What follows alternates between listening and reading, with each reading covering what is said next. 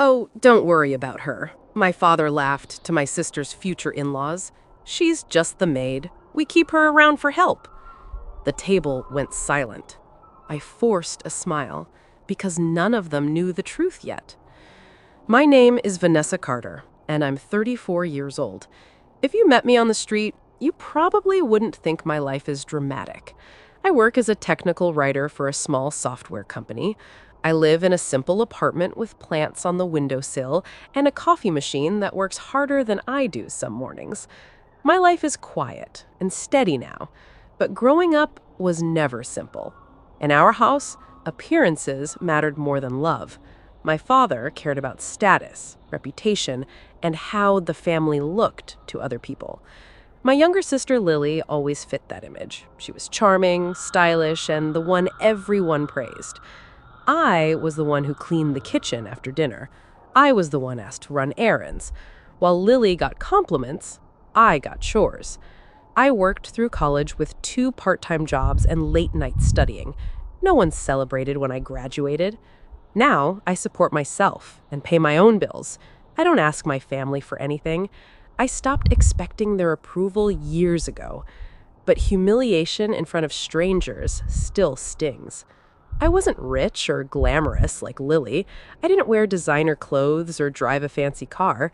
Still, I had something they never expected, something I had been building quietly for years. If you've ever felt like the outsider in your own family, I want you to know I understand that feeling. Sometimes the people who should support you the most treat you like you don't matter. If that sounds familiar, hit that subscribe button and tell me your story in the comments. Click hype or like if you've ever had to prove people wrong. That night started like any other uncomfortable family gathering. Lily had invited everyone to a fancy restaurant downtown so we could meet her fiancé's parents.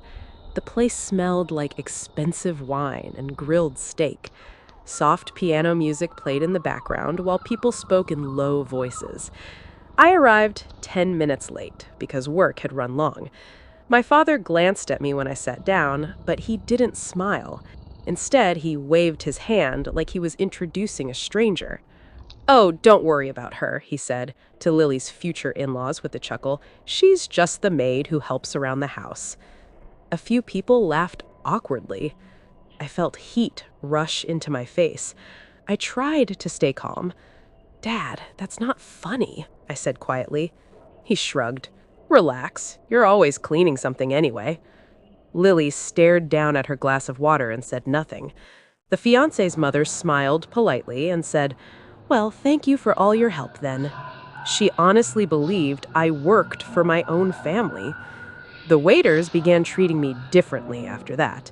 One even asked if I needed instructions for the kitchen entrance. I kept my head down and ate slowly, pretending none of it mattered. But inside, something cracked. It wasn't just a joke. My father actually believed I had no value. Near the end of dinner, I checked my phone under the table. A notification popped up from a platform I knew well. My latest upload had just crossed another milestone. My family loved to mock online storytellers. They had no idea one of them was sitting right there. The next few weeks made things worse. When Lily shared the wedding guest list, I noticed my name placed at the far corner of the reception hall.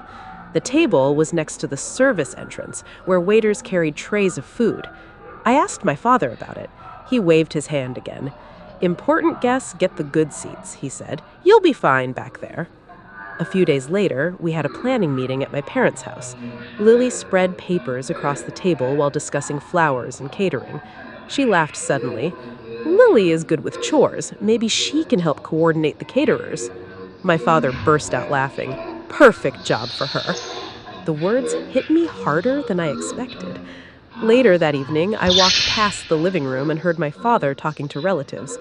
"Vanessa never really achieved anything. She still depends on us." I stood there quietly. The smell of old furniture polish filled the room while the clock ticked loudly on the wall. I had been financially independent for years.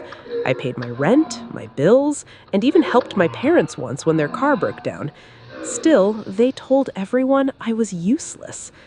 After that night, I stopped reacting. Instead, I started documenting everything. I wrote down dates and exact words.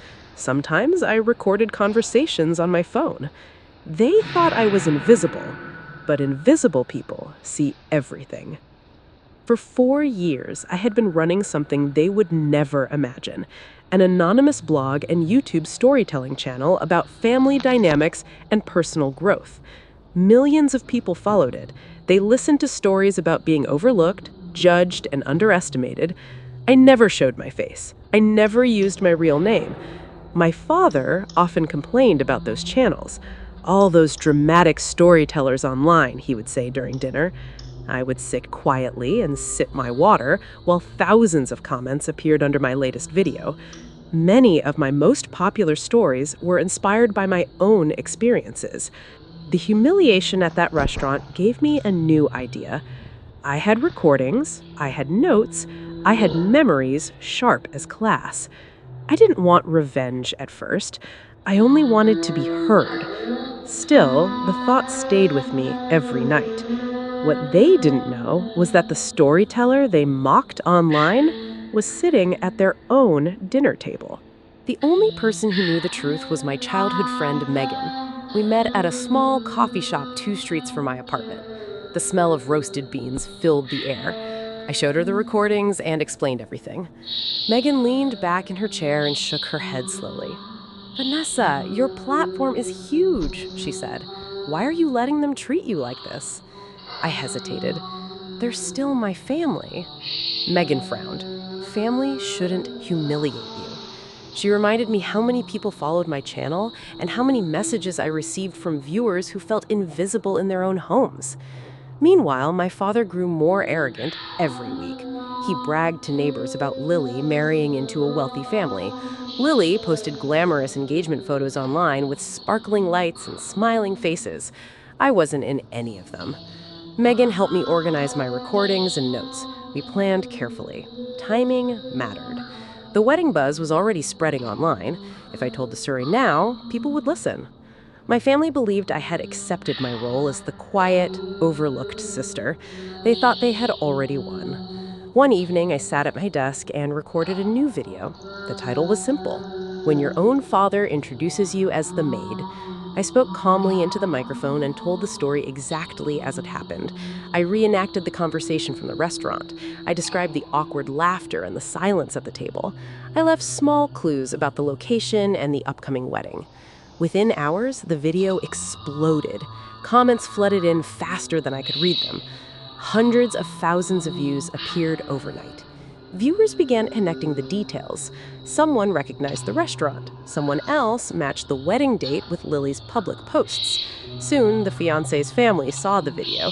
They recognized the scene immediately. My phone rang the next afternoon. My father's voice sounded furious.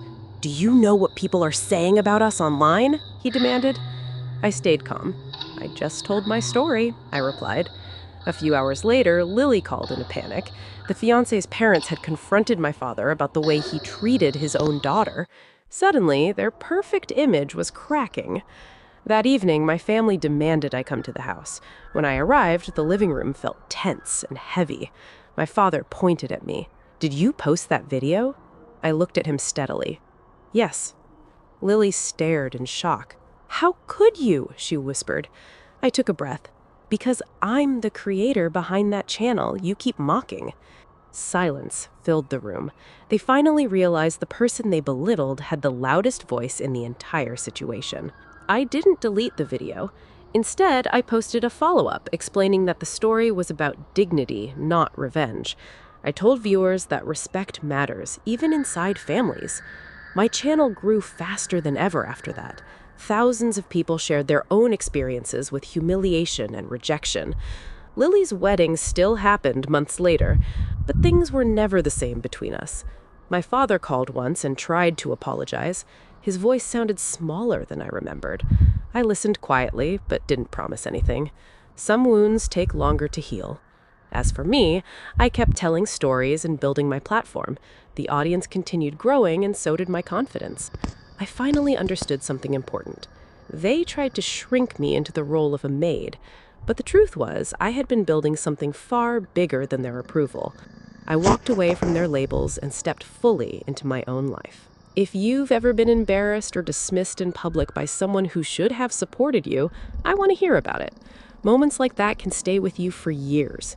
Share your story in the comments and let this community remind you that your worth is real. Click Hype to help this story reach others who need it. Your story has power. If you felt a connection to mine, please subscribe and share your journey in the comments. Every hype you give this video helps empower someone else who feels invisible. Thank you for being here and for listening.